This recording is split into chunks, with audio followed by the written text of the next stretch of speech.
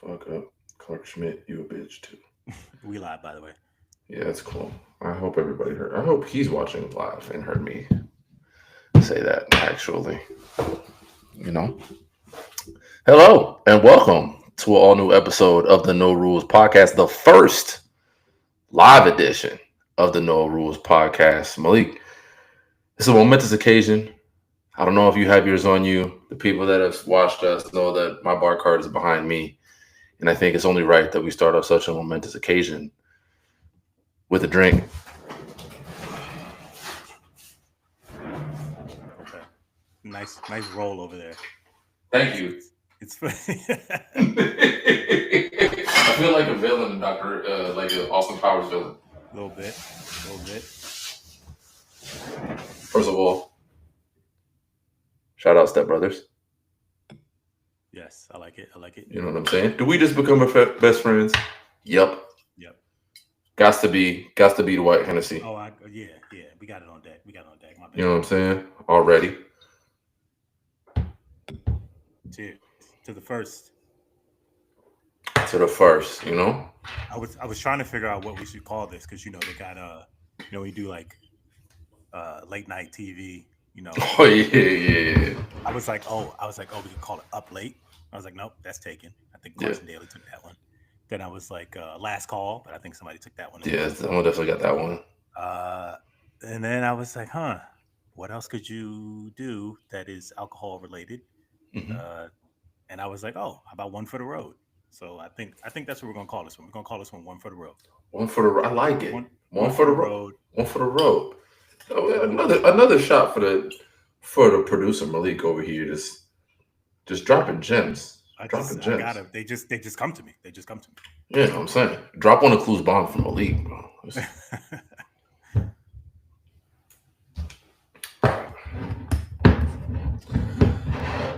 So, what we're here to talk about here today, we're going to start off with a little bit of NBA playoff talk and just kind of move around here. But starting with the NBA playoffs, game just happened. Let's see. I'll make sure it went. Yeah, it did go. Final. So yes, that score is correct. Yes. Yeah, I thought I was. What you thinking? Yeah, no, it's kind of crazy. Your eyes do not deceive you, folks. If you're watching at home, first of all, we appreciate anybody that is tuned in live. If you're not tuned in live and you're watching us later, we appreciate you too, just a little bit less. But yeah, the Timberwolves finished off a very embarrassing showing in the Western Conference Finals. Basically, just a road bump on the way to the NBA Finals for Shai Gilgeous-Alexander. MVP season for Shai. Closing out at home, 30-point win. Really was never close. It's one of those 30-point wins that, like, honestly, that point spread doesn't really tell the story of how embarrassing this loss was for the Timberwolves. 9 points in the first quarter. Malik, what do we have to say for this Timberwolves team? Can we extract the positives from those first two rounds? Is it completely bastardized by the way that they finished off?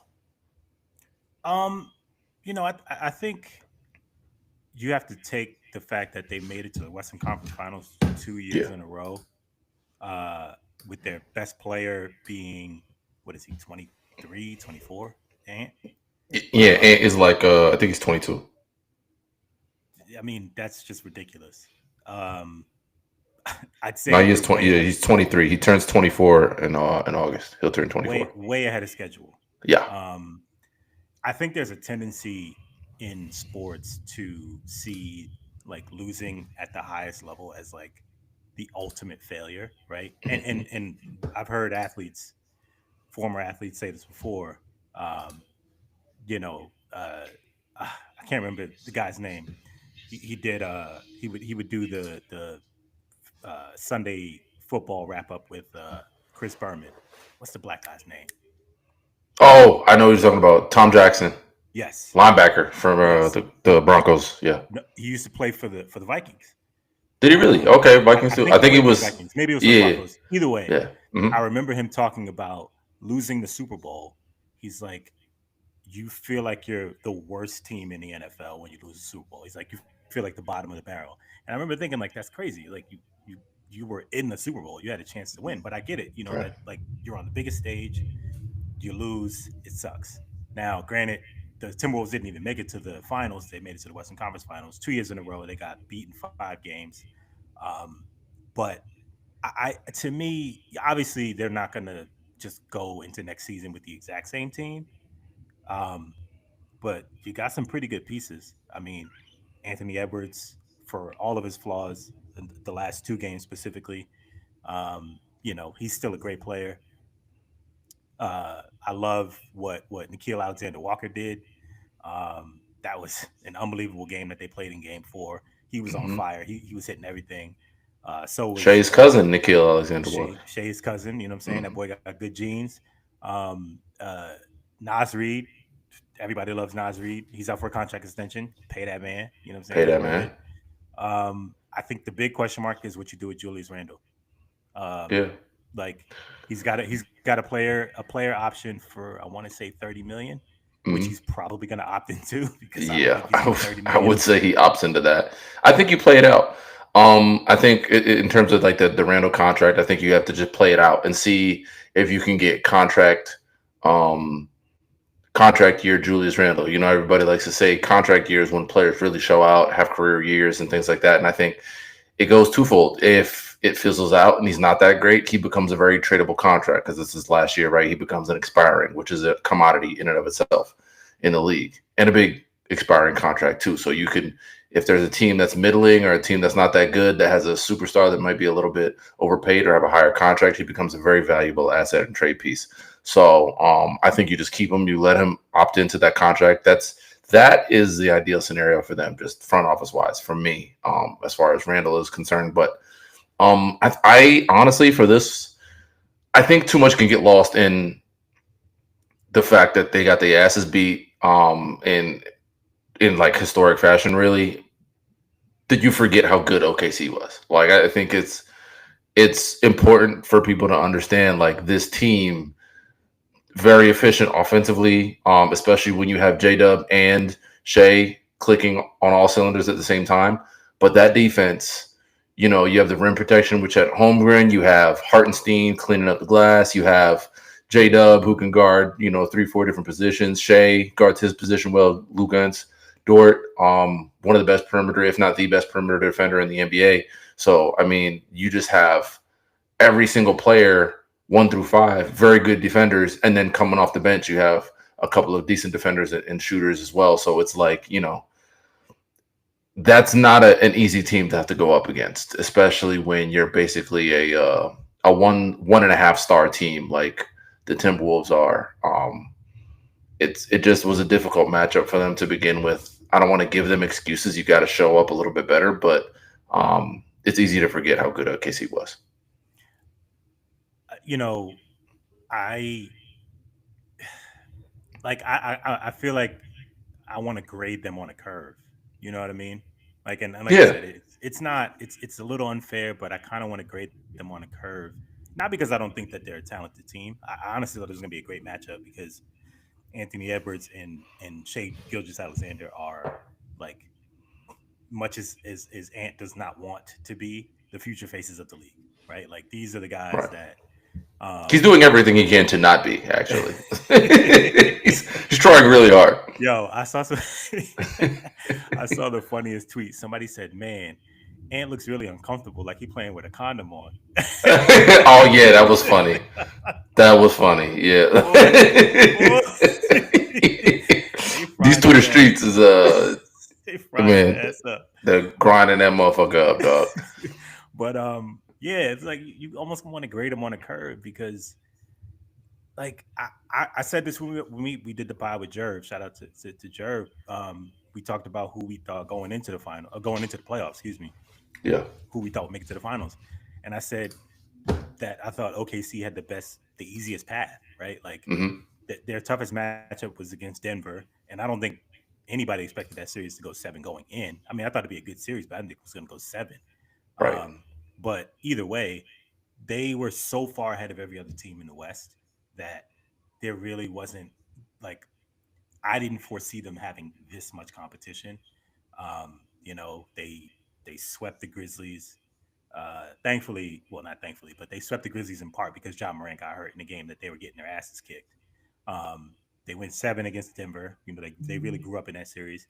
This series, they got a 2-0 lead. Then they got blown out in game three on the road. And they came back.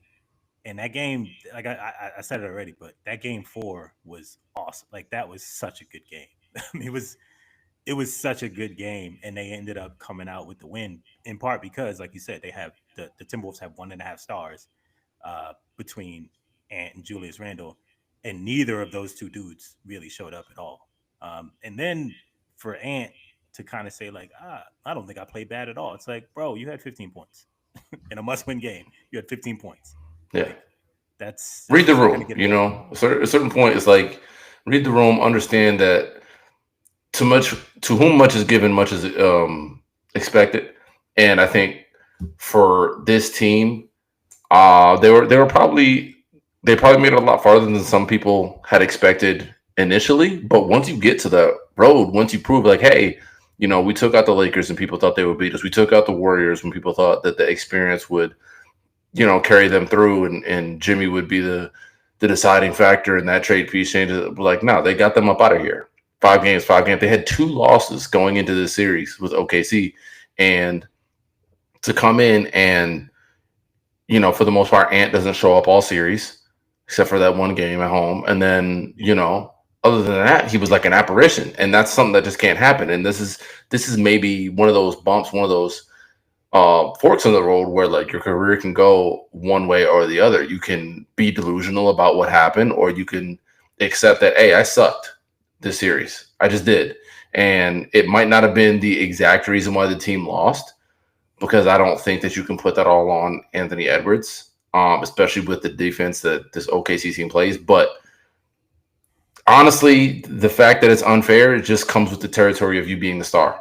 That's what I And was. I was just about to yeah, say that. you have to step up. You have to be when everybody else is down, when no one else believes, you got to be the one to believe. They got to believe in you, maybe even more than they believe in the rest of the team or even the coaching staff. So I just think Ant will learn from this. I hope that he learns from this. Because on the basketball court, at least it seems like he has a good head on his shoulders. I can't speak for some of the extracurricular stuff he gets himself into, but that comes with youth and immaturity. But I would like to see a more mature, more responsible basketball wise Anthony Edwards coming into next season. Yeah, and to be fair, like he was seeing defenses that were just unbelievably difficult to beat. Right, like they were loading up Hmm. on him as soon as he stepped across half court. Um, Honestly, they were really pressing him in the backcourt too. But like you know, Minnesota's issue has always been that they don't have a point guard. Like Mike Conley is their point guard. He's one of the oldest players in the league, and for as much as he fights and as good as he is at his age, like they don't have a guy that can run the offense. So Ant has to run the offense, or Randall has to run the offense. And like Hmm. speaking as somebody who watched Julius Randall for years, um, it works sometimes, and then you get in these high pressure situations where everything is loaded up against him, and it's like, yo, should maybe we just bring this dude off the bench? like, I don't think he's good enough to be on the floor as a starter. Like that's how he looks sometimes. So again, I feel like we want to grade the Wolves on a curve because OKC is just so good defensively, and they were just so far ahead of them in terms of the talent that Yeah. it's just hard to match up. It's just really really hard to match up. But I don't think that this is a situation where you should look at your team and be like, we got to get rid of everybody on this team, and we need to like completely blow everything up. Which I feel like is like the instinct of the talking heads and of some of the teams when they lose, 2 times in the Western Conference Finals. It's like we got to make drastic changes. It's like actually you don't. Like you probably just need to make a few tweaks. Unfortunately, one of those tweaks is probably going to be you having to, maybe take 50 cents on the dollar to get rid of Julius Randle, but um, there's probably a better fit out there for what you want to do. Maybe you take a step back to take a step forward 2 years later. By then, Ant's maybe playing at an MVP level like Shea is. Who Yeah. knows? But yeah, I think they should be. I still feel like they should be proud of the season that they had because they started off slow. They made a crazy, a massive trade to start the season that completely throws off your chemistry and everything that you're expecting to happen. And they still made it back to the Western Conference Finals. Like that's impressive. No matter how Yeah. you want to talk about it, that's impressive. I mean, it's like I said, they're two straight runs to the Western Conference Finals. They've been um this year was a surprise. It was a major change. Trading Karl Anthony Towns for however you feel about the person or the player, that's a major change. You know what I mean? That is a former top 3 pick that was a really really Uh-huh. good player for them that was traded away, and you brought in DiVincenzo, and you brought in Julius Randle, and you weren't really sure how those pieces were going to gel and everything, but it turns out that it worked really well. You got to the Western Conference Finals, and unfortunately, you ran into a buzzsaw that was one of the most immaculately pieced together basketball teams. Because the last thing that OKC was missing was a big man, and we said it multiple times. Getting Isaiah Hartenstein for this team, even if it doesn't look like this box score for today's game, not that great, like 4 or 5 rebounds, something like that. I don't even think he had 10 points today, but I mean, it's a 30-point just win. but like just didn't miss. being, or you know what I mean, but like him just being able to man the middle like that and play center and allow Chet to be more of a rover, to be that 4, that stretch 4 who can also protect the paint and things, it changes everything for this team. And it just makes them that much deeper and that much more difficult to have to deal with on either end of the floor. So I want to give that team their proper credit and their proper due. But again, like we said, if you're Anthony Edwards, you don't get those excuses. You have to show up and win. So it's like, it's fine for this year and everything. You don't want to do the podcast thing where you're like, well, you have to step up and you have to do this and you have to take over, and you're like, I don't want to get into those types of situations up and down, but you would like to see him step up and just take over and be that guy that's like, I'm not going to let this team lose. We're just going to win, and it doesn't matter who else we have with me. Not necessarily get on my back. You have to have help from your teammates to win, but when you need me, I'm going to step up, and when they least expect it, I'm going to lead this team back. Kind of the way that Tyrese Halliburton did in Game 4. All right. Is it too soon? Too soon? Man, go ahead. Nah, Cook, go ahead. Go ahead. Do your little It's transition. not. Is that what Listen, you, is it's that what not. you're doing? You're doing a little transition? It's a little transy trans. It's not. I'm not cooking. Okay. Again, like I said, I'm not one of those haters that like my team is not in it. So I'm not one of those guys that like gets off on, oh, well, your team didn't make it, so now I feel better about myself. Like, that's not. If it was the Yankees, maybe, because fuck the Yankees. That's But fair. like, That's fair. yeah. So this is not that. I did pick the Pacers going into this series because of, huh? Is that because you're a hater or no? You truly feel it? No. It's truly because I didn't think that you guys were deep enough. The niggas say truly 2 times. No, I don't think you guys were.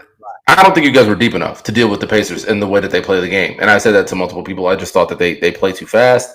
They have too many different players that they can put out there. And like, people don't respect the deep team because they think that depth can hinder you, because like, well, if you have too many good players, that means you don't have enough great players. And that just isn't the case. They have a great point guard in Halliburton, who's having his coming out party in this series. But above all else, the depth and their ability to defend Jalen Brunson, you guys a superstar, has carried them over. Now, I did not know that that was it Neesmith. I didn't know that Neesmith was going to be able to defend him like this. I did not foresee that. I thought they would just have to run you guys out the gym, but the defense that he has played on Jalen Brunson, making things difficult for him, it's been very impressive to see. And I'm proud of what I've seen from the Pacers. Disappointed in how you guys played in Game 1, but other than that, I really don't know. I mean, you would know better than me. I don't know what else the Knicks could have done other than closing out Game 1 to to win some of these games. Well, let's first of all, we're recording this. It is Wednesday. Game 5 is on Thursday. The series isn't over. No, it's not. Um, I am. We had Yao on here. Shout out to Yao. Uh, and we talked about how important it is to savor these moments. As a Knicks fan, and that was the reason why we celebrate. Beating the Celtics and in dominating fashion because I'm not even trying to be funny. Like I mean, Yeah. we celebrate those things because it's like we have forget the playoff disappointments. Just being a team that was just irrelevant for so many years, right? Like just that by itself, it spurred us to want to celebrate something like that. Um, Game 1 was an absolute disaster. Uh, and as many things as I can be frustrated with in this series, like you said, you thought Neesmith is doing a good job of defending. Um, that's one person's opinion. Uh, I think what's happening is they're just riding my dude up the floor and being so unbelievably physical that they're just like, well, I guess the refs can't call a foul every 5 seconds, so we'll just grab them and push them and hit them and all that. And listen, Okay. I'm not trying to like say that that's the reason that we're losing these games. What I am saying is that um, they've employed a strategy of like we're just going to be so overly physical that you know it forces the smaller player to have to adjust and But to have to like Malik, he forces contact. Like it's not. I'm not talking about when he has the ball. I'm talking about when he doesn't have the Yeah. ball. I I'm mean, talking about I I'm talking about when we're inbounding the ball and they're yeah. they're grabbing them and they're pushing them and they're pulling them. And look, listen. I'm good with all that. If that's what it is, that's what it is. It was the same thing in the Pistons series, right? They were being physical with him all series, and he was able to overcome it. I mean, they're not the only team that does this. I'm Like not you. saying, listen, dude, I'm not saying that they're the only team that does it. I'm Okay. not even saying that it's dirty. All I'm saying is this is what they've decided to do. To me personally, Hmm. I don't think that they're playing good defense. I think they're just being extremely physical, and the referees are allowing it, which is fine. Now, But it's what did I you're say? Something crazy? yeah because you're pulling away. You're cheapening I'm not. I was their making a point. I was defense. going to make a point. I was going to make a point. But that's your. But it is. But your point is not to like extenuate what you're about to say because you haven't actually said it yet. But the things that you have said and have copped to saying is that they're not playing good defense, which full stop is not true. They're playing good defense. Now, is it physical defense? It absolutely is physical defense. Sometimes you have to play physical defense in order to stop a physical player. Jalen Brunson is a very physical player. Sure. He's a bulldog. He gets into you and underneath you and, underneath your skin, and he makes you play outside of yourself. And once a couple of those calls start to go his way, and you feel like he's forcing the contact or he's throwing his head back, then it makes you play even more outside of yourself, and it kind of works into his favor. But when you start off jump, like, hey, before you even get the ball, I'm in your skin. I'm underneath you. I'm following you. Like it doesn't matter where you are. I want you to know I'm here. I'm present. My only job is to make sure that your job is more difficult, to put more miles on you, because I know Tibbs is still going to play you 45 minutes. It's not like you're going to, every minute that you're on this floor is going to be hell for you, even if you score 30, because it's not like they're stopping him from scoring. He's still, like, you say this, he still had, Bro, at one point in the third quarter, he had almost 40 free throws in 4 games. 40. That's like there are centers that don't do shit like that. So like, I mean, I get it, but taking away the credit for them playing good defense by saying they were just being overly physical is like the nice way of saying, yeah, they didn't really do shit. They're just getting away with fouling. And that I can't just sit here and let you say that because it's just not true. They're playing good defense. It's physical. You might not like it. You're not supposed to like it because if you liked the defense they were playing, you would be up 3-1 instead of down 3-1. But actually, to be honest with you, I didn't say that any of that. You did. You just said I'm not going to say they played good defense. You took it to the all the way to the end. I wasn't going there. I was saying they've been a very physical team. I don't think that they have stopped him. Is what I was the point that I was getting to. I don't think they've stopped him. They've made his job more difficult, but they haven't stopped him. But that wasn't never a point. My I said they original played point. good. My original point was that things have not gone our way in this series. That is, you can look at the tape and see that the goaltending that wasn't called in game one, which was a critical play. There's fouls that the referees just haven't called against the Pacers that have gone against us. And I'm not saying that if those calls went the other way that they would necessarily win these games. What I am saying is that it hasn't made it's made the Knicks job more difficult. Still, you can't blow game one. Like that was, I didn't sleep after that Mm-hmm. game because it was that bad. But like at the end of the day, the series isn't over. I still feel like, if you look at game one, you look at game two, you look at game three, you look at game four. I don't feel like the Knicks are completely out of this series in terms of the level of talent. They've shot themselves in the foot, right? Like the things that they've done to themselves have been more detrimental than anything I can say about the physical play of the Pacers or the strange calls that haven't gone our way or whatever, right? Like the Knicks have shot themselves in the foot. They have not played their best brand of basketball for 48 minutes, and that's really the story of the series. I'm an eternal optimist, right? So I'm Mm-hmm. expecting them to come out in game five and play 48 minutes of great basketball and get the win, and then do it again in game six and do it again in game seven. Who knows if that actually does happen? But that's what I'm optimistic about. That's what I'm hoping for. We'll see. But it's been frustrating to watch. That's for sure. I'll say that it's been really frustrating to watch. Not because I don't think that I never thought that the Pacers were a bad team or that they Mm-hmm. weren't as talented. I don't know why people seem to think that like everyone was quote unquote sleeping on the Pacers. Like if you actually listen to any Knicks fans didn't want to play the Pacers in the first round. They were hoping that they didn't because they were like, man, that team runs. Like the matchup would be really tough. Like it could go either way. So I thought the series was going to be even going in. Um, it should be 2-2 if you take away any of the games that the Knicks choked away. Um, and here we are. It's 3-1, Mm-hmm. and they got to crawl out of a massive hole just to make this a series. So I'll we'll see I'll what say happens. this for you guys in your credit. The one thing that gets lost in this whole shuffle, um, is that you won a game on their floor, so you've proven that that can happen. I And knew then that could honestly, happen. right? But I'm saying it's also can happen and has happened, and having the actual proof in the pudding is a completely different thing. So being able to actually do it in the series and not knowing, hey, we're capable of anything, and rah rah, fuck that. It did happen. You won it.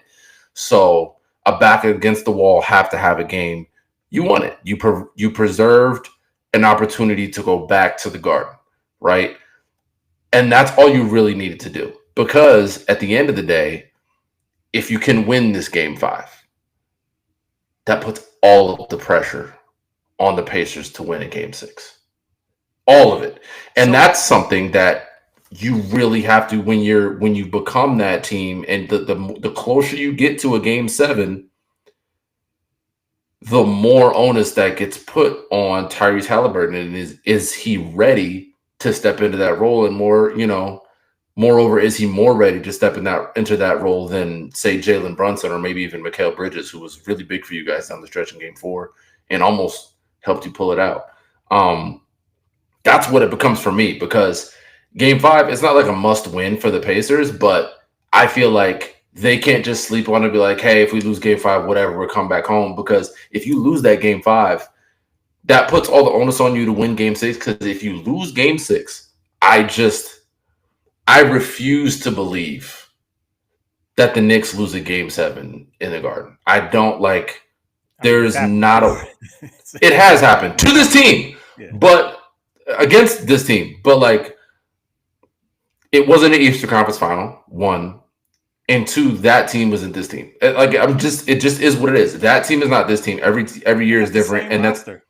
fine. The Knicks don't. But No, like no, that's I'm the saying the Pacers have the no, no, exact no. The same Pacers roster. have the same rosters, but the important part is the team that lost improved. I think you guys improved. You are a better team this year than you were last year, in my opinion. I agree. I Um, agree. Well, but we're also healthier than we were last year. also true. We only had we had Alec Burks like starting. Yeah, because OG, I don't think OG was playing. Was he? He was hurt He by that played time. the first like 5 minutes of Game 7, and But it then was like a really he had like a pulled his bad leg or something. Yeah, it yeah was. Yeah, he pulled his hamstring again, and I mean his hamstring was already pulled, but he pulled it even yeah, more, and he was done. Yeah. exactly. So like you have a fully healthy team. Carl Anthony Towns, not quite the rebounder that Hartenstein is, but better player overall than Hartenstein. Not even close. So we're you guys are improving in a lot of key areas. I just bottom line for the Pacers, either in Game 5 or in Game 6, you have to end the series because if it gets to a Game 7, all the energy shifts to the Knicks. Everything becomes, hey, the Knicks crawled out of the basement. This is a team of destiny. This is, you know, now it becomes we can't blow this. Instead of, hey, we can win this. We're going to the finals. We have an opportunity here to do something no one thought we could do. But two, we had it and we're about to blow it. And that is a different type of energy that a young team that's on the rise like the Pacers is. I don't know if they're ready to accept that kind of pressure yet. So we'll see. We will see what happens. But we saw a far better team in terms of talent wise. That 2011 Miami Heat team, I think that's a lot of what happened to them. You know, they go down the hall and they had that famous clip of LeBron and Dwayne Wade doing the fake cough and mocking Dirk Nowitzki. I think it was after like Game 1 or Game 2 or something like that, and then they didn't win another game. Yeah. So you can't wake up the beast by just being lackadaisical. You've proven you can go into the Garden and win 2. Why not 3? Don't even let it get back to Indiana. Throw your parade in Indiana for making it to the finals, and then be ready for a difficult matchup with OKC. But if you fuck around, the Knicks are going to make you find out. And I really hope that they understand the stakes going into that Game 5 and that they don't come out flat because it could get real ugly real fast. Well, I'll say this, and this is going to sound like me being biased, but I'm going to say it anyway. I don't think that this. I don't think it's about Indiana. I think how this series turns out is up to the Knicks because, again, like I said, they have not played up to their standards for a full game, right? You played really well for 45 minutes in Game 1, and then you blew that. Played really well for a half in Game 2. You blew that. You played, you know, terribly in the first half of Game 3. You came back down 20, which you've done twice, this playoffs. In Game 4, like the second half was it was just an avalanche of freaking mistakes. I mean, turnovers after turnover after turnover after turnover. Like you're just never going to win a game in the playoffs like that, especially not in the conference finals. Um, so to me, this is really just it's all about the Knicks. It's like, look, I feel like when the Knicks play with pace, they are just as dangerous as Indiana, right? Mm. Like they can be just as dangerous as Indiana. When they're pushing the ball down the court, when they're trying to get early offense, they can be just as good as any team in the NBA. And we saw that early in the season. Like they were one of the best offenses in the NBA early in the season. I don't understand the slowing it up and trying to do this half court thing. Like because if you miss or even if you get a make, like we've seen Indiana take the ball out the basket and go down to the other end of the court and Right. score quickly.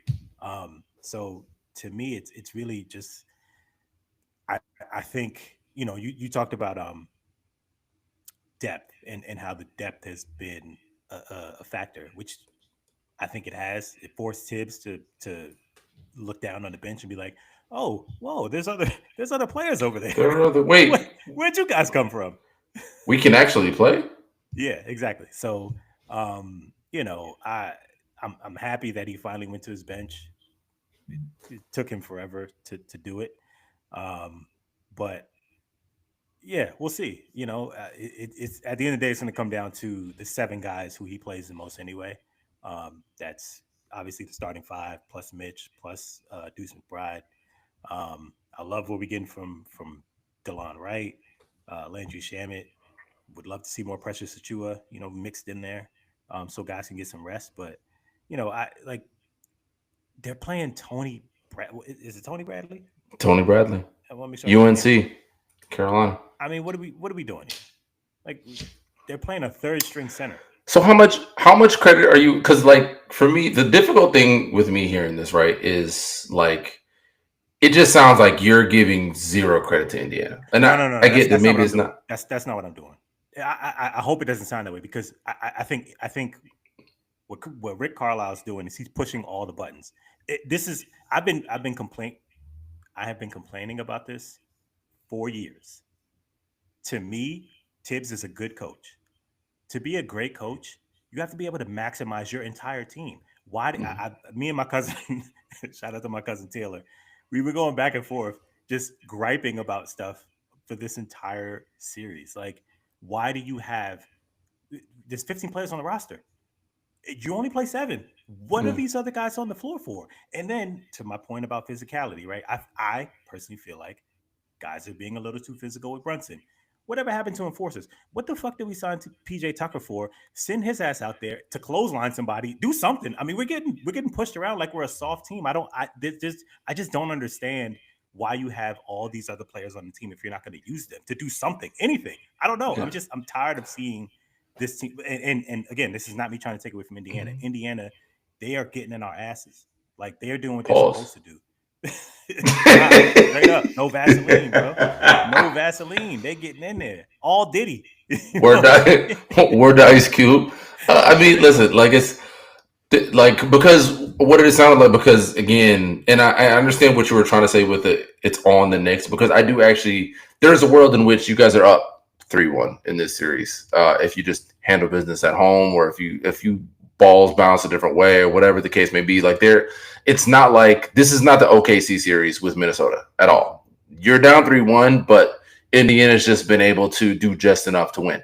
But what I don't want to get lost in this is that Indiana still has to close these games out. They still have to go out, like that step back in game one. You know Halliburton does the choke sign and points to Reggie Miller and all that stuff, but his foot was on the line. They still have to go out and win that game in overtime, right? So you still had an opportunity to go out and close. So however you want to say it, they still have to go out and finish the job. They still have to go out and do the thing that nobody really thought that they were going to do when they saw the scoreboard in the third quarter and they were down 20. They were like, oh, well, this game one is over.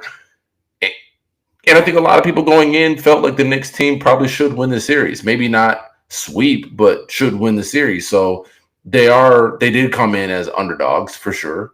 And part of that is It just was New a coin York. flip, but yeah. I mean, it's easy for you, but it's No, no, just no. New It York. was it was the odds were literally a coin flip. Okay. Well, I mean, I just feel it felt the wave of belief for me in the court of public opinion was that the Knicks would find a way to get through this series probably in 7 games or whatever. And it could still turn out that way because, again, the series isn't over and it's far from it. They've all been very competitive games. It's just been about who is able to finish the job, who is able to. It's really been about a fourth quarter. It's been about Mhm. four fourth quarters. And in 3 of them, the Pacers have been able to outplay you guys. And you could say what you want, the physicality and this and that. But like the people are physical everywhere. I watched the end of that game 4. I saw at least 3 or 4 calls that could have been called against with Halliburton driving to the rim against the Knicks, and they weren't. I saw Jalen Brunson tackle a guy to the floor and not get called for a flagrant. So like we can say what we want about they're getting physical with Jalen Brunson and doing this and doing that, but like be fucking for like there's some times that a ref is just going to swallow the. I think this series has been very well officiated. It's long story short, it's been well. Like you're not going to feel that way because you're a Knicks fan, and Bro, everything that happens against your team is going to feel like it's the listen, only thing that's happening against your team. But as an outsider with no dog in the fight, Aaron. I'm telling you, there is not. It's not some like coup to be against. That's not what I'm saying. I didn't say that. One. No, you Two. didn't. I am saying You that know it's me not well some enough. coup against. you know me well enough to know that I can watch basketball objectively and not put my face. Obviously, I want my team to win, but I can be Yeah, objective, and that's what I listen. I said I'm not taking anything away from Indiana. The Knicks, the games that they lost because they freaking blew it. Like they did not perform to the degree that they can perform. Right? but how much of And that credit gets credited to you can Indiana give all the credit forcing to them out? Indiana. I'm not saying. I'm not saying. You can give the Yeah, credit to Indiana if you want to. What I'm saying right. is the Knicks had opportunities to win these games and they didn't Yes. take them, and that's on the team. I'm not going to say that like, oh, like Indiana Jedi mind tricked them into doing stuff. Like No, no, nobody's saying you that, but made it it's the to the same Eastern thing. Conference final. If you made it to the Eastern Conference Finals, it's not like you did it by accident. You beat the team that won the championship last year. You beat a team, Mhm. a Detroit team that's really tough, and the way that you won all those games, you won them all in the fourth quarter, right? Mhm. So if all of a sudden you just stop doing that, yeah, yes, credit to Indiana for executing, but I'm gonna also look at my team or the other team. I'll take Mhm. myself out of it. I'll look at the other team and say, hey, the thing that you're supposed to be good at, which is executing in the fourth quarter. You got the clutch player of the year. You've won all these games in the clutch. That thing that you've been able to do, you haven't done in the series. Mhm. And in one of those games, you were up by 14 with 2 minutes to go. Like Right, and then to me, that I put the fault of losing a game like that more on the team that choked than the team that came back because you had to give them the opportunity to come back in a with a lead that big. I That's what I'm saying. agree.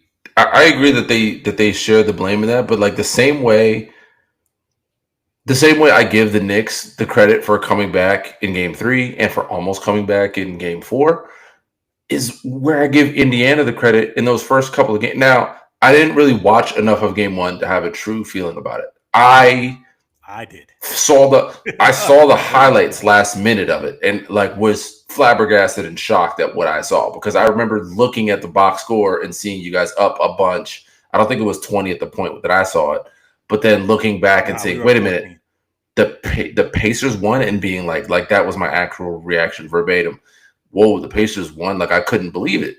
But to me, the Knicks not being able to execute in the fourth quarter, the Knicks not being able to finish the job in the fourth quarter, even with big leads or double digit leads or at home or whatever, like more.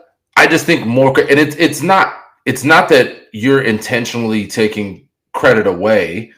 It's not that you're even saying anything disparaging to the Pacers. I don't think that you mean to disparage the Pacers in any way, shape, or form. That's not what I'm saying is that even in your quest to be as objective as possible, as is expected, sometimes you're falling a little bit short because you're unable to see the things that the Pacers are doing to take you guys out of who you are in those fourth quarters. And that's where it becomes like, I get that's the identity that you built, but the identity that, Minnesota built was Ant-Man leading the way and scoring 30 points and us being able to out physical you and just be a dog. And then OKC came in and slapped them the fuck up and was like, yeah, that shit don't work over here. So it's up to the other team to be like, hey, all that shit that you do well is real cute. We ain't going for that.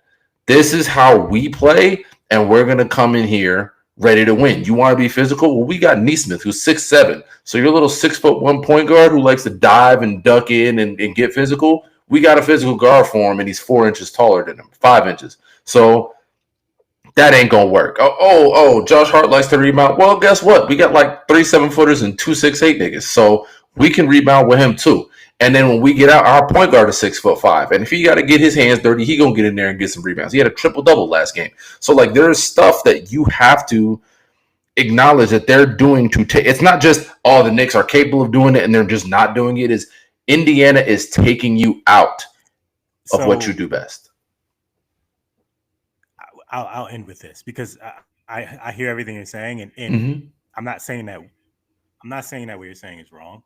Mm-hmm. To go back specifically to game one because you didn't watch it, Right. the reason that they lost that game was turnovers and missed free throws. Oh, I'll fully Those are concede that. those are I don't. not those are not things that like you can't give Indiana credit for the Knicks missing free throw. Like that's No, I will fully penetration. concede the game one because I didn't even. Yes. I watched 2 highlights of game one. I saw the shot. I don't even know how they ended up winning the game because the shot I saw was the shot I thought that won the game, and then I found out no, that was the toe on the line that said it's an overtime shot. So I will fully concede anything about game one. I do not know. They won two other games. But I can say the same thing about.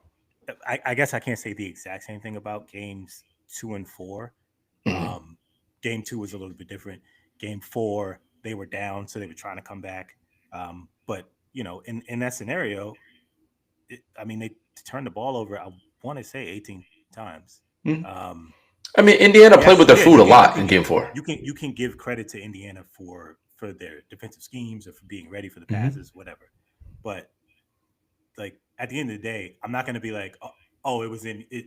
I can't look at the team that turned the ball over and be like, well, that was just great defense. It's not your fault that you turned the ball over. It's like, no, don't turn the ball over. What? Like you can't turn the ball over and then be like, well, they were playing really good defense on me, so what else could I do? It's like, hey, how about just don't turn it over?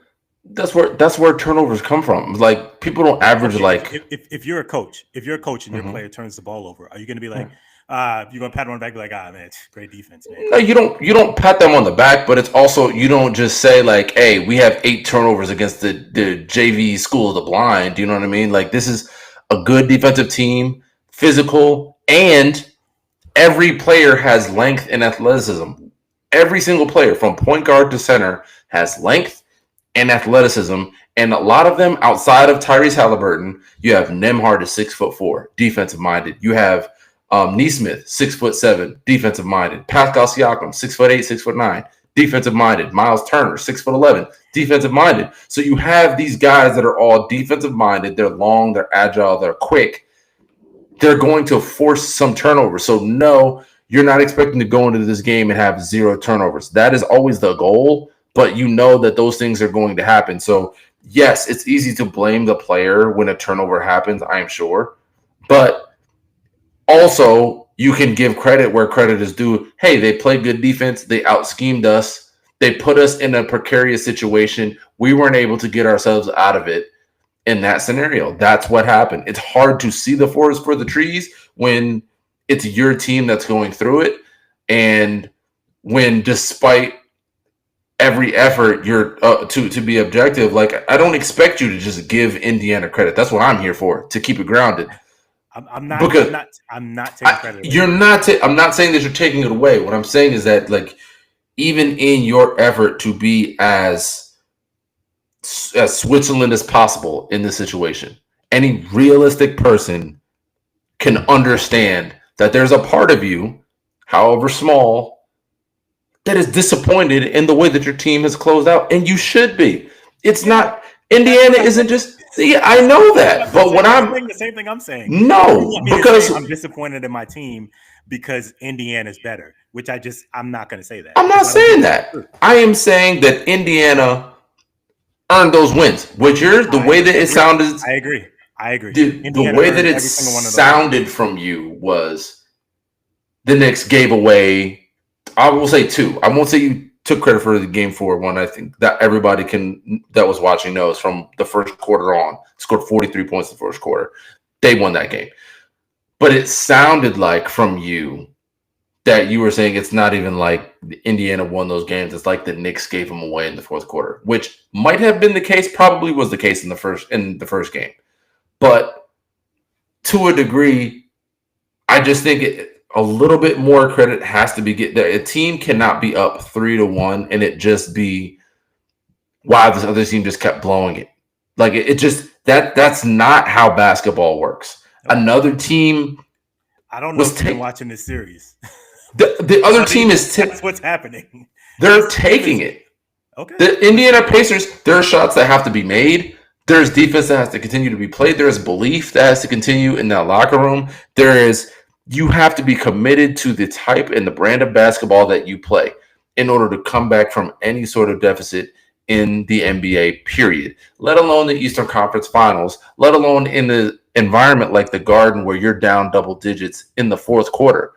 And to be able to come from being, they're basically shoveling dirt on you to you're up 3-1 in this series. Like I'm not willing to just say that the Knicks gave away 2 out of the 3 games that they lost. I'm not willing to do that. I am willing to give you game 1 because I feel like even me from box score watching, not actually watching the game, it seemed like you guys had won that game. That's why I didn't make an effort to tune in. And I was shocked when I looked at the end of the night when I was leaving the restaurant and I saw you had lost the game. I couldn't believe it.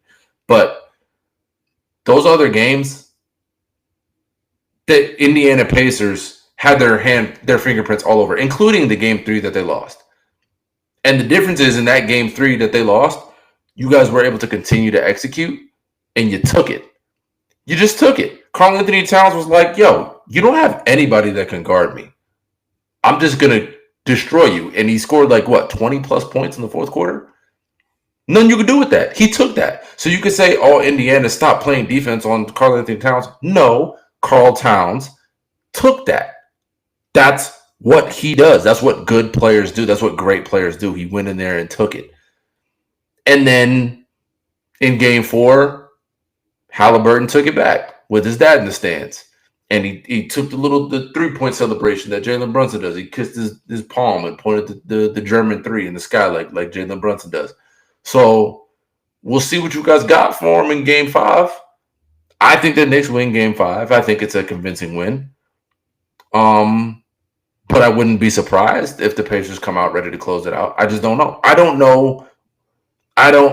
know how much you guys have left in your tank because just like you, and I'm not a Knicks fan, but I know it would drive me nuts to see a bunch of millionaires sitting on the bench collecting dust while they watch the rest of the team suck wind.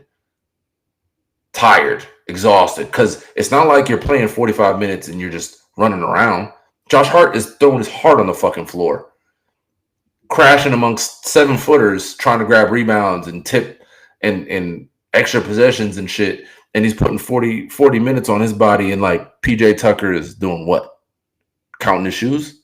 This is crazy. I mean, it's just he's coaching him up over there. Is he? He's coaching is he? That's what he's doing. I don't know. I don't know if the tips model works. This is why I picked I just don't know if the tip model works. You can't just rely on your starting 5. Yeah, dude. I was saying that 6 years ago. He wasn't even on the team, and I was saying that 6 years ago. Were y'all just playing? I don't know. Were y'all just playing starter 6 years ago? I don't know. No. I mean, we actually played our bench. Our bench actually was much better than our starting unit back then. But listen, we'll agree to disagree on it's fine. Who gets credit. Again, I in no way am I taking credit away from the Pacers. What I'm saying is the differential in the series minus game 4 was 3 points. So you can't tell me that this series, like that, Indiana has just been running away with this series. That's not no. And I'm not saying that the Knicks are running away with the series and like they just choked it away. You know, like it's been close. It's been a close series. They happened to win one of the 3 really close games, and then another one they, in my opinion, they fumbled it. They fumbled it opportunity to come back and make that game close. Well, I'll tell you this: if you guys lose, if you go into the series and you don't win a single game in the Garden, you got to take them street names back. Tough. You got to take them street. And it was stupid. I don't even understand why they did that. But yeah. I mean, you know, this is the God's honest truth. I think I said this before the series. I think Yao and I both said that we have to win the series, right? You asked us like what success looks like. Yeah. And we both agreed that they have to win the series because of the opponent, because of the momentum, because they had home court advantage, because of the opportunity to make it to the finals for the first time since 1999. If they don't, I'd be very disappointed that they lost.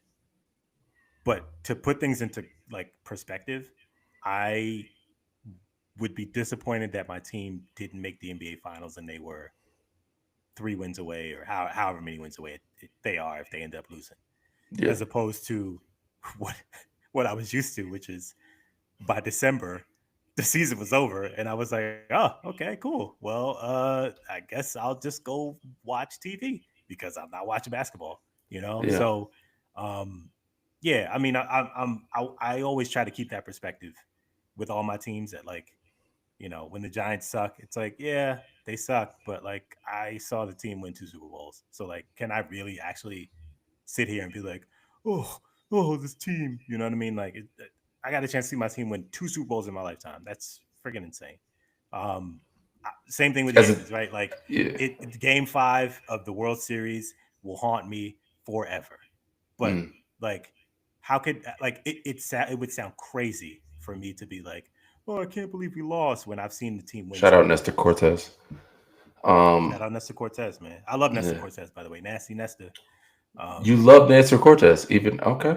Yeah, absolutely. Look at you. I don't switch up on my guys. A I fan don't with switch up on my perspective. I guys. like it. For a Never Yankee switch up on my fan, guys. you're all right. Hey, You're all hey, right. Knicks and 7, baby. Knicks and 7. I don't switch up on my Nixon said, guys. I respect it, bro. Yeah. Go down with the shit, man. All right, boys, from the Or top. or or win with the home team. How about that? How about we're not going down? How about we're gonna go win? Okay, you guys are gonna lose this game. But like, it's You got me drinking the heavy today, man. Cheers. hey Cheers. man, you see this? You see that? We at the end of this Oh, you bottle. just You know going what to I the mean? bottle. Okay, Yeah. cheers. I'm saying, yeah, we at the end of the bottle. Might as well finish this motherfucker out. But like, all right. So speaking of, we got the liquor flowing. We got the bottles popping over here. It's a party. It's a party. We're not on a boat though. Mm. We're not on a boat though. But you know who was on a boat? Mm. Stefon Diggs. The man is living a life. And there's something we said. So I saw a meme that was like, this nigga is making like Offset look like a saint. But I want to like tune some people in here. Offset is the husband and the first baby dad. You don't get those privileges. The second boyfriend, after the marriage or the relationship doesn't work out, she's just looking to have fun now. Mm. Cardi's in the fun era. She's not looking. It seemed, I'm being real presumptive here, but like she just see you know who Stefon Diggs is. He's the guy that everybody in the locker room was like, that's the guy that they don't want their sister to date. There was like that clip that went around, right? When he was on like the Vikings or some shit. Mm-hmm. So that's that guy. You don't choose that guy who clearly has a reputation amongst like at least athlete celebrity circles as like a ladies' man type of person and expect to have like a serious, like this is gonna be the stepfather of my kids type relationship. But she's just having fun. Yeah. He's the nigga that she chose to go with. Explain why we're talking about Stefon Diggs. Well, they were on a boat. Oh, yeah. So Cardi B and Stefon Diggs were on a boat, and a couple of clips came out. I saw them on X. I don't know if you saw them on Instagram or somewhere else, but I saw the clips on X. Stefon Diggs chatting up a couple of the beautiful young ladies that were on the boat. Looked like he was holding court. Looked a lot like that clip of LeBron James sitting on the end of the when it was National Women's Day, and he was like, first of all, happy National Women's Day. They're just holding court, right? Innocent as can be. Like, oh my God, LeBron. Oh yeah, you know what I mean? Now, one of them was Jeannie Buss, so like I'm sure it was on the up and up, like, but he's the owner of the like still very funny clip still to this day. It's gonna live forever. Lady. But the first clip that I saw actually was Cardi B with a twerk train on her on this same boat. So it was clearly just a lot of women and like just Stefon Diggs to this moment is the only dude that I saw confirmed on the boat. Well, we got into the real issue, the important issue. No, what's the important issue? I thought that was it. No, while he was parlaying with these ladies. Oh, the weed pulled out. Hey, that's what I would say it is. If I was him, I would absolutely say that. I would say, hey, was it something else? Was it a white bag? Brother, it was. He opened up. I saw like a wallet thing. Yeah, and what opened up in that wallet looked pink. And I don't know if you've been following this Sherlock Holmes case, but this pink substance has been known to be a party drug. Allegedly, I don't know what's going on. I'm not aware of any of these situations. I don't do drugs. I'm drug-free. Yeah, I've never done a drug in my life except for alcohol. That's it. Yeah, exactly. You're right. I don't do anything bad except I'm drinking alcohol at.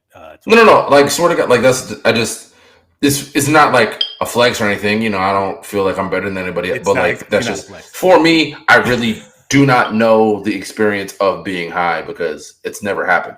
I've never had to take OxyContin for, any kind of medical reasons or anything like that. I've never had anything. I had Novocaine in my gums and I've drank alcohol, but that's it. Never done anything. How often do you go to the DARE meetings? You walk around with your DARE shirt? Me and Officer Bill, we're actually we're you and McGruff, the crime dog. We carpool together, actually, But yeah. So anyway, he's taking some heat. Not a drug. Yeah, exactly. Not a drug. Not a hallucinogen. Stefon Diggs is taking some heat for allegedly. No, that's crazy. I did not know that. Now that's what they were saying, because he opened up the wallet thing, and I'm like, "What drug are they talking about?" Right. I'm tripping. I would be like, "Hey, these are just pink rose petal blunts. Yeah, something tame. It's legal in certain places. Maybe get away with it. International waters. I don't know. Hawaiian pink salt. There you go. Yeah. I wanted to season some food. Exactly. Just it's Himalayan. Himalayan pink salt. That's all it is. That's it. Damn, you just hit me to some shit. I had no idea that this was the thing. I thought they were tripping off some weed, and I'm like, well, he's not getting tested. No, I didn't know what the fuck was going on. They got Mike Vrabel out here making statements. Damn. And you on the Patriots too? It don't take a whole lot for New England niggas to turn on a black man. So he might want to tread a little lightly. Read the room. You know what I mean? It ain't nothing. You become a nigga real fast in New England, so you just gotta, tread a little bit lightly. But your money guaranteed, so you good. All that said, I would like to get back to the foolery because, listen, man. Hey, man. He living a life. I saw somebody commented under the video. Yeah. Like, I need the app for all these women so I can block them immediately. And shout out to that brother because that's me. I want to block those women immediately. Can someone please tell me who they are? I would like to block them all on socials. Nah, it was like a who's who of OnlyFans models on that joint, man. It was crazy. It was crazy. It was crazy. That whole boat party vibe. That was in actuality how every passport bro thinks that their yacht party is. Yeah. That's what it's supposed to look like. Not like your 6 bros in your fucking Tommy Bahama shirt with one lady of the night that you all paid for together and you pulled your money together. That's what it actually looks like. Sounds very specific. I'm just saying. That sounded a little too. There's a lot of perpetrating going on. No. Not for your boy. Nope. No, sir. Okay. Nope. Hey. Not up in here, man. It could have been in the past. We've all lived lives for sure. Hey, but who among us? Who among us? Who among us? In a different life. Maybe I'm on the boat. But the reality is he was, shout out to him. He gets to live his life. And, it looks like Belle Calise is living her life too. She's having her fun. It did seem like they're having fun. There was no jealousy involved. It didn't look like he was up to no shiesty business. They probably have a very clear understanding of how things are between the two of them. But I'm here for it. That's the type of celebrity relationships I'm here for. I don't want the drama shit. I want to know that y'all are both on some rich nigga shit. You like girls, I like girls. We on this boat. We're both millionaires. You know what I'm saying? You got a sitter. I don't have no kids. Let's go have some fun. You know what I'm saying? Drugs on you. Who knows? Allegedly. Hey. Why we bringing the drugs into it, man? Yeah, ain't no drugs. Yeah. What drugs? Alcohol is a drug. That's it. I just think it's crazy that he had. I don't know if did you listen to the video as he was talking? No, this was all on mute, which was probably the best volume to listen to it on. So bro was sitting there. He has 3 women around him. Yeah, holding court. Yeah. One of the women was actually in both videos. The woman in the white bikini was in both the Cardi B twerk video and in his video. So she made it a double appearance. Shout out to her. Heavily represented. And he kept saying, "What's my name?" And they were like, "Daddy, Daddy." And that's when he opened up the little thing. And then everybody thought that he was like, nah, that's niggas. That nigga live a different life, bro. That nigga's living a different fucking life, bro. Yeah. He's out here. Shout out to him. Yeah. He may not play football again if this investigation turns up, but they think it might turn up. But Yeah. he He had a good wild though. time on that boat. He had a great time on that boat. And and for more great times, if that's gonna be like the connection, if the relationship or the relations at least with him and Cardi continue. So I mean, shout out to them. Two young kids having fun. People just need to stay out of. People just needed to stay out of grown folk business. Both people look like they were having a good time. If you're not here to like have jokes and have some fun, and you want to really be like being here on some police shit, like, look, Offset was right. No, shut up, man. They're having fun. Can you just sit and enjoy the fun? They're entertaining. Can We I just, ask you this though? huh? Do we need to stay out of people's business, or do people need to keep their business off the internet, particularly if they might be using illegal drugs? You're allowed to post you having a good time. That's like if you post a picture of you and shit. Not that you would, because you have already admitted that you don't take photos. We both are I'm akin terrible at in it. that. I'm really Yeah, bad at it. we're both akin in that situation. All the difference is my wife loves taking photos, and your wife is with you and not really taking photos. So that's why you probably don't have as We many. need a So professional photographer. right. If anyone's interested, please let us know. It does Right. not. Applications will be filled out.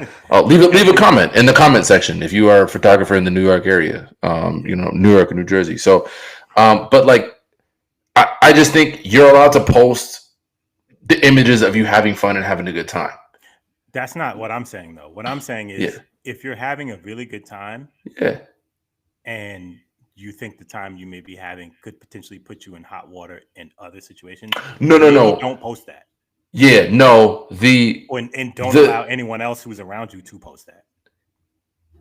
The Stefon Diggs portion of it, especially because like if Cardi had the pink salt with her, not a deal, right? Because she's a celebrity. Who cares? She's not in a professional sports league. You know what I mean? She don't answer to that. For Stefon, it's different, and especially for Stefon coming off an ACL injury, right? So like, you're not in a situation where you can be caught up with this drugs and this type of stuff. You still have a few more years left in the tank. You want to continue to compete at the highest level and earn money while you can. Yeah. This is not the thing that you need to be doing. Not in that way. Like everything up to that point, cool.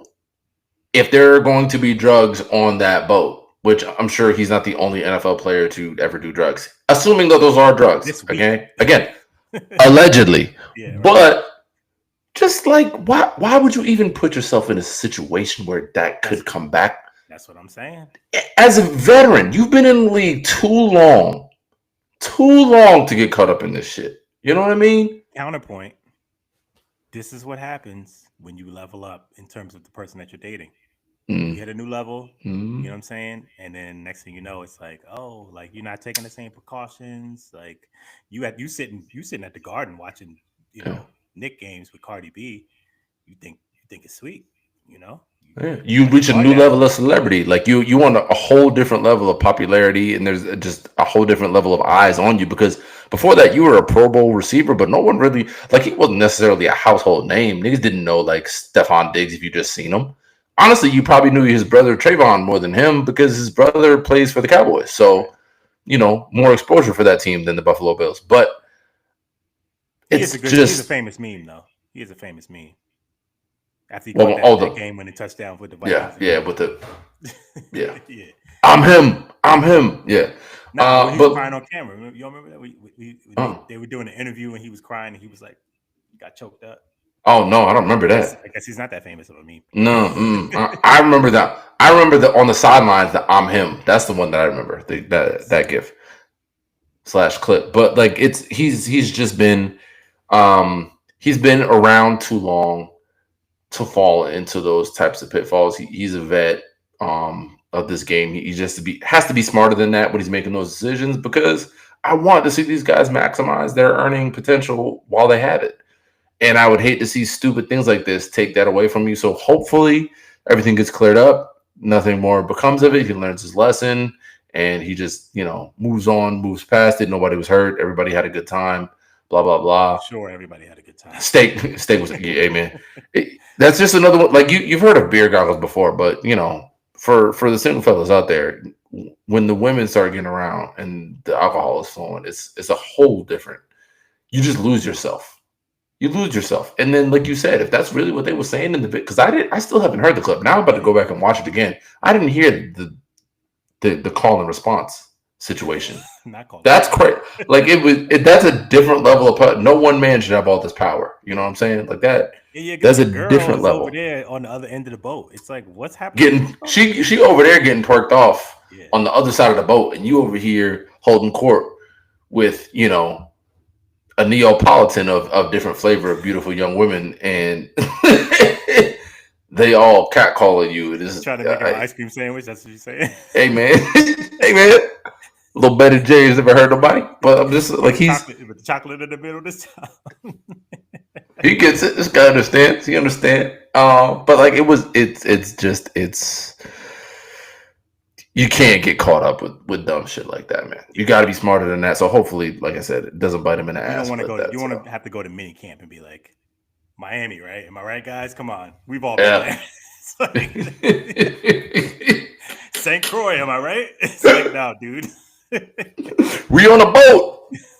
Lonely Island? Nobody? All right. Cool. Andy Samberg was there. All right. I'll go fuck myself then. Great. But it's I'm so glad that the video and the clip exists. It's great. It's awesome to see. I love rich people doing rich people shit. That's what I love. That was certainly. I miss the clips of before Soulja Boy like started doing harder drugs and spun out, because like rich nigga shit was one of my favorite YouTube series. If you've never seen rich nigga shit on YouTube, like just look it up.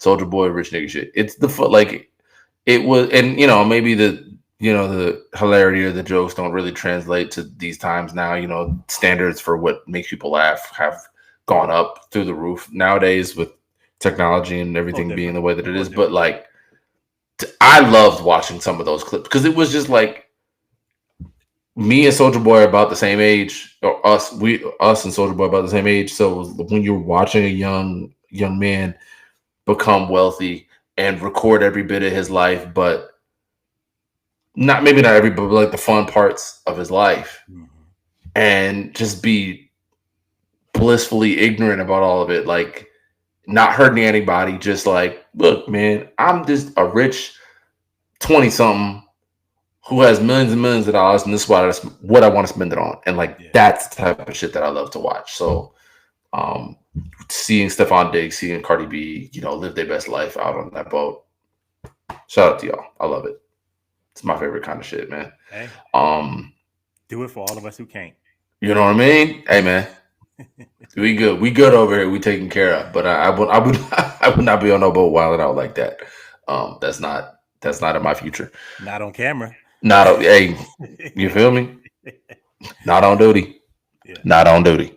So to finish it all off, as we always do, and again, we appreciate everybody, the live audience, the people that are watching later on. This our first attempt at a live. I don't think we made it to Instagram like we wanted to, but I love the live situation, and like we mentioned, it makes it easier on us edit process wise, because none of that, it just goes. Drink several glasses of. Hey man, I gotta be up at 6 o'clock in the morning. It's midnight right now, so man. I gotta be up at 6, get ready to work. So it's gonna be a long day for me tomorrow. But to finish it off like we always do with dad rules, the dad rule for me, and it's something that has come up recently in the last couple of weeks. Don't gamble and parent at the same time. Don't, because what happens is you're not. What do they say about Snickers? You're not the same person when you're hungry. You are not the same person when you're gambling as when you're parenting. So like, I don't allow my frustration with gambling to affect how I talk to my daughter at all. I don't. Or my wife. But when I'm in the throes of a gambling situation and the player doesn't do what he's supposed to do, sometimes words come out that shouldn't come out. Fair. And when your child is 18, 19 months and as impressionable as my daughter is, they pick up on words, and it's never the good words.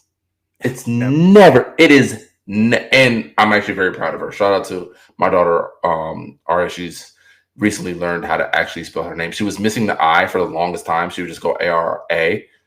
And now she knows to put the I in there. So shout out to you, boo. Smart as hell. Future MIT grad. But I threw an F-bomb out there. It was during bath time. I had a player. He got the 2 strikes. Yeah, it was during bath time. It was a player. He got the 2 strikes. It was bad time. And I was like, I knew I shouldn't have watched it. I should just come back to it. But I felt like I was giving the guy good luck by watching the game because he had gotten a couple. And I was like, I need this last one. And it was very clearly going to be his last batter. He was at like the 90 pitch mark. And, nowadays people don't throw 100 pitches. If you get to about 90, you're probably going to finish that batter or maybe that inning. And then that's it. So like, I need this 1 strikeout. Got the 2 strikes in. Like the bane of my existence is 2-strike contact. I hate it. If you get to 2 strikes and you're a strikeout pitcher, finish the job. If you were going to give up a base hit, don't do it with 2 strikes. Just don't. It's going to make me mad. And you don't want to make me mad. I like the Hulk in that way. But yeah, so I threw an F-bomb out. I said, fuck! Real quick. Couldn't take it. I wanted to put the words back in as soon as I said it. Yeah. Yeah. No. The whole car ride to drop her off today is like, because she was saying it that day, which was days ago. But obviously today, like 4 or 5 days later, I'm driving her to school this morning and she's in the back car. Fuck. I'm like, please no. Please no. And all that's going through my head is like, she's going to be at school. Yeah. And she just go, fuck. And I'm like, oh my God. I can't even pretend she's a bad kid. This is my fault. I can't even put this on Jasmine. Where she learned that? Kids these days. And the internet. And all that. What are y'all teaching them in this school? Yeah, you got to flip it on the school. Yeah. It's your dad. And you're like, oh my God, why are you cursing at your kid? And it's like, it's not. It's actually worse. I was gambling and I got mad. So one of my biggest pet peeves is when a pitcher has 2 strikes and they're like, oh, what are you talking about?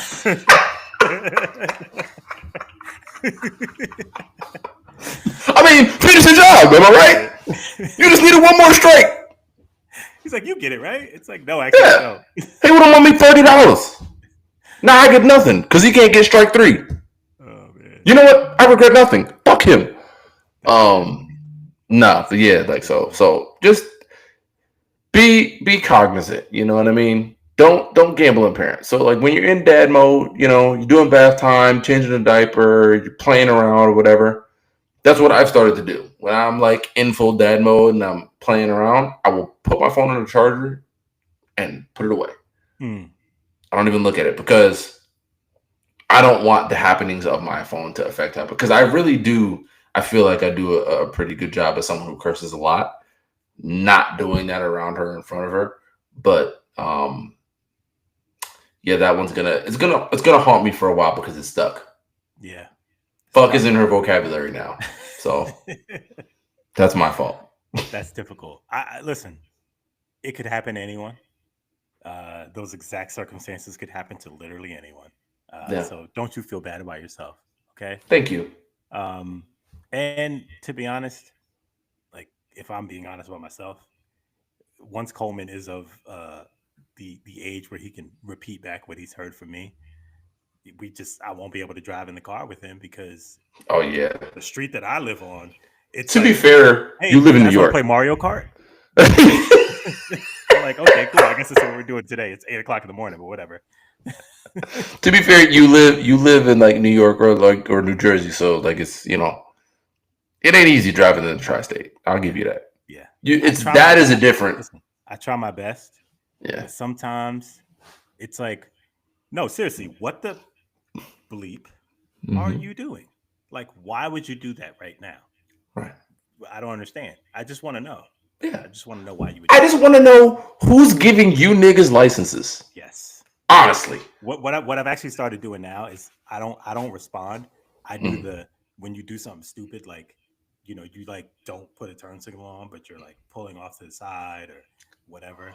I slow down and I just stare to make them feel like they're like a jerk. It's like, yeah. Well, you're a terrible person. I'm going to stare at you as I drive away. You understand it's because you're a dad now, right? So we have a dad stare. Just like the moms have like the mom ears, the mom hearing. Mm-hmm. we have the dad stare now is what I don't understand. We're So staring what I at them didn't like understand, you so see it's their like, soul. yeah, so like there's a different level of like it's the I'm disappointed. We're still developing that muscle Yeah. where we can be like we can give you the I'm disappointed stare, which hurts so much more because you don't want to disappoint your dad. So that's the superpower that we're still fostering and in development of. But that I'm the same way. You said turn signal, and I almost like had a brain aneurysm because like in Georgia, I don't think they even teach turn signal. I don't think people know what that little They think it's handle illegal to on the use it. right on the left side is. I don't think they even understand what it is. Like we know this one is for the windshield wiper, but I don't know what this one does. Yeah. And Don't I'm touch just it. like It's the lava. amount of people that will change lanes, turn left, try and pull out and not use a turning signal in Georgia is like you can't have this on the exam. There's no You know way what? this is on the exam. My favorite thing is when people don't use their turn signal uh, to like change lane, to like turn or whatever, but then they use it like when you don't need it at all. It's like, oh, actually, it's actually totally fine because like this is a turning lane, so we don't actually even need you to use it.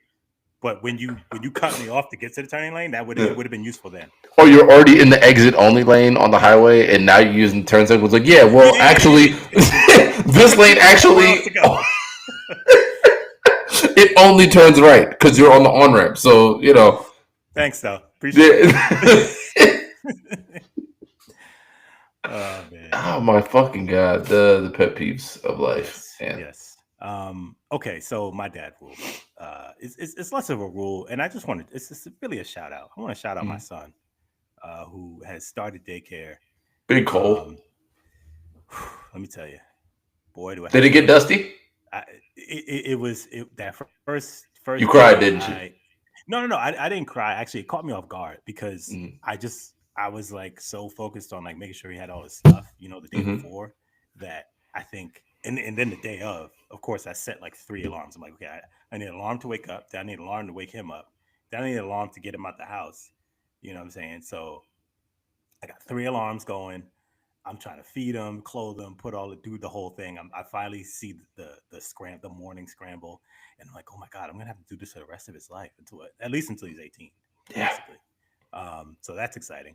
But yeah, the drop off was actually pretty smooth. We did the whole thing, made sure we had everything that we needed. He did a slight little lunge when the teacher was holding him because he's like, wait, I'm in somebody else's arms, and I know this guy. So I had to kind of pull back a little bit. I didn't reach back. I didn't cry. And then they put him down and he saw toys and he was like completely distracted and he could care less like where he was. He was like, I'm good. Thanks. Yeah. I'll be back at 4:30. That was he's like, I'm good. They got milk here too? Oh yeah, I'm good.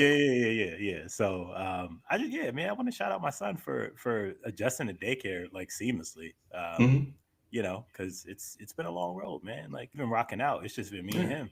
So honestly, it's almost more sad when they do adjust that quickly because it's like, damn, am I not shit? Yeah, you know what I'm saying? Like, am I not shit? Like, yo, what the fuck?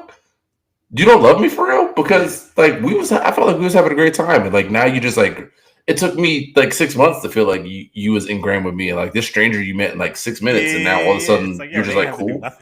Yeah, now you're like holding her hand and you walking back. It's kind of fucked up, It's like there was a part of me that was kind of like prideful because me and Jasmine went together to drop Aria off the first time, and she cried obviously because she's soft, but it was definitely a different situation. Like Aria she's a mommy's girl, so she's like when her mom is around, I'm like chocolate. Like I'm the fun one. So like she will play with me and we'll do the running around and jumping and all that other kind of stuff. All the clips my friends and followers see me post on Instagram and things like that. But when it comes down to the nitty gritty, she know who the more responsible and adult version of the parents are. So she goes to Jasmine with the stuff that she actually needs, as most children do. They understand very early on that mom is the more serious one. But at school, it never gets easier. You just kind of grow into it. You just kind of be like, okay, now I get it. It does kind of suck that, now you have to add an extra hour to your morning routine because not only do you have to get yourself ready and shower and all that, brush your teeth, but just wait till till Coleman starts growing teeth and stuff. Now you have to Shout out brush to his teeth. Reese. Yeah, shout out to Reese Mason. But like that's the thing for me. It's like sometimes I'll forget it. Like I get up and get ready, like shit. I brush my teeth in the shower, but she has to brush her teeth now. Fuck. Oh So yeah, now, yeah. He doesn't she have. has to. He only has 2 teeth, so Yeah, we're good. it's just crazy, And then just wait, bro, because it's like getting her to try and brush her teeth becomes a thing that like now we had to Jasmine had to get her like a baby shark toothbrush because she's in her baby shark era now. So this is the only way to get it. Oh, baby shark, you want to say for the baby shark, and she'll start singing baby shark. You just go and you get the you get to brushing her teeth and shit. But it's like it's a whole different thing, man. You got to get 2 humans ready for the day, and then drop her off, and then go about your work day. It's not easy. Yeah, it's gonna be interesting. It's gonna be interesting. Like I said, shout out to him for adjusting. We'll see if there needs to be more adjustments, but I'm proud of him, man. I'm proud. So that's good. You started him early. That's also really good. It'll give him an opportunity to like imprint, because once they get to a certain age, they start to recognize that you are not the person that I'm with 90% of my day. Mm-hmm. So that when they start to recognize that, that's when it gets a little bit more difficult. But maybe he's just a little bit more well adjusted, because for Arya, she was just like, nah, I don't know these people. It took her a while to like really get used to and adjust to them. But now, like, she had favorites and teachers and stuff. And now she like, we get there, she's like, I'm cool. I'll hold my little bag and waddle her little behind back there to her classroom, and like she didn't give us hell for the whole morning getting ready for school. You know what I mean? Yeah. The perfect little angel. Yeah. Speaking of angels, my boy is he's up and at him. It's his midnight. Hey, what's up here? What's going on here? So, yeah. Oh, I thought he was just ready to go to school already. Like, oh God. Hold up, dog. You got about 7.5 hours. Yeah. Can I sleep for 2 hours, please? The answer is no. Never again. Actually, we'll never sleep the same again. My friend Miko told me that when Jasmine first got pregnant, and I thought I knew what she meant, but now I truly know. You never sleep the same again. But shout out to our kids. We love them. And shout out to the schools that they attend for taking good care of them and always watching over them and stuff like that. It's also very, very important. Very much. To be able to not have to worry about our kids while they're in school or while they're in daycare. Shout out to them for sending pictures. Yes. Throughout the day as well. Major key. You know what I'm saying? Big thing for the parents. Big thing for the parents. Need the pictures. The grandparents want all the pictures. Every single one. Yeah. And I'm sure it works out for you and Shan too. Less pictures that you guys have to take. But look, school pictures. Yeah.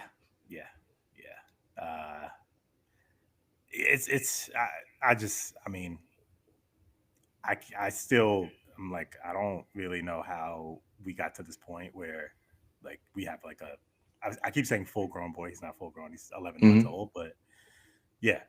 It's like, dude, feels like it. I remember walking through this door when you were like 2 days out of the hospital. Like it's crazy. It's crazy. So, yeah, man. Cherish the moments. Cherish all the moments. But just wait. Soon he'll be home saying other people's names. Like Arya has a male friend named Taj, who she just can't stop talking about, and it's like already, it's kind of like the back of my mind, like, who the fuck is Taj? But I gotta run up on Taj. You know what I'm saying? I'm like, hold up. Does he know I'm strapped? But like, which one of these little niggas is Taj? What are your intentions with my daughter? Nah, this it's a little early. Yeah. I steal her lunch. Sharing toys. Yeah. Nap time. Yeah. Gaga. It's like he actually doesn't really speak. Yeah, he actually doesn't. He's nonverbal. Actually, he doesn't know his words yet. He's just saying. Yeah, he's in the younger kid's room. Actually, she just kind of sees him when she's on her way. She's like, "Oh, it's Taj." She just likes the name. He actually is not a student that goes here. She likes the name Taj. Yep. He's a smart guy. Oh man, nah. But again, it's been awesome. Y'all been with us for almost an hour and a half now. We appreciate everybody that ever supports us. We love all of you guys. If you can, man, please like, subscribe, Yes. continue to tune in. We want to do more and more of this, the more that we can. Hopefully, the next time that we go live, we'll figure out the Instagram part of it. We'll be able to go live on all of them. But this is for our first YouTube live, man. This has been, it's been a successful situation. You know, I feel like honestly, if we would have just recorded this, we wouldn't have had to chop up that much and put it out there. So like it does feel good. It felt free flowing. Give it to the people real and raw. You know what I'm saying? Yeah, you know, raw and cut. You know what I'm saying? Like the pink salt that the Diggs is holding. Allegedly. You know what I mean? Allegedly. Sprinkle allegedly's all over. Sprinkle some allegedly. Yeah, but like you said, man, shout out to everybody who has supported us. Anybody who's tapping in with us regularly. Shout out to the people who jumped on with us. To Yao, to Jerv, to Maurice. Yeah, man. Like, subscribe. You know what I'm saying? More to come. More to come, man. We appreciate all y'all. We love all of y'all. Knicks in 7, man. Knicks in 7. I'm so glad you said it because you knew I was. Yeah, I knew you was got with it, man. I got y'all, man. Let's just get one. Let's just get one, man. You got this. Let's start with 1. The road to Game 7 starts with Game 5, man. Go out there and win the game. Go play hard in front of Timothy Chalamet. You know what I'm saying? You don't want to embarrass yourself in front of the Lord of Dune. So, yeah, man. You definitely want to go out there and put forth the effort. I've still never seen those movies, so I have to go watch them. But apparently, they're very good. Set aside 6 hours so you can watch them back to back. Yeah, that's why I haven't watched them yet because it's super fucking, it's super fucking long. So I gotta go back and check them out before Dune Legacy comes out. I gotta go back and watch it. So I have a couple of years though, so I'll be all right. But yeah, man, it's been another episode of the No Rule Podcast. We thank y'all for rocking with us. We logging off. Peace, y'all.